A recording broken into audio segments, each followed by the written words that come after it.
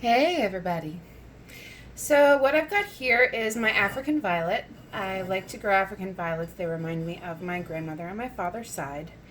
And as you can see, she's gotten a little worse for wear.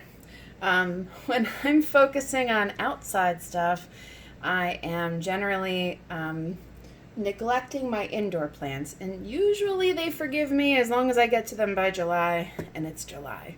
So I just wanted to show everyone how you would go about recovering an African violet once it's got some damage like this. And you want to make sure your hands are clean when you do this. And you're going to just go in and clean out all of the dead stuff that's here.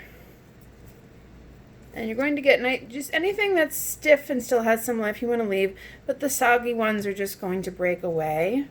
And sometimes that stem has gotten a bit longer without putting leaves out. So she's gotten a little leggy, that's what they call that.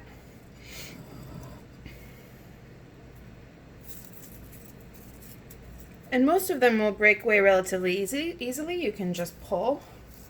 This did have a lot of flowers on it. I was so happy when it was in better shape.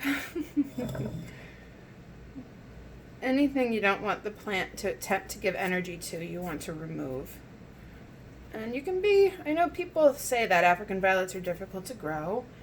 They haven't been difficult for me.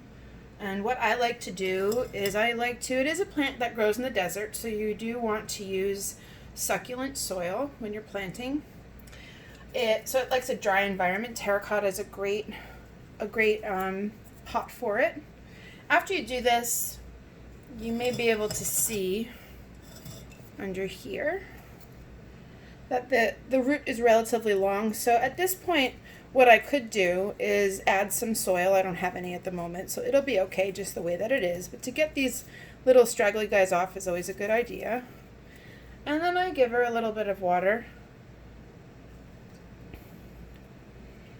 And she'll be fine. We can check back with her in a couple weeks and you'll see a huge difference. You'll see that she starts to fill out over here very naturally and begins to bloom again. Okay? If you have any African violet questions, feel free to leave them in the comments below.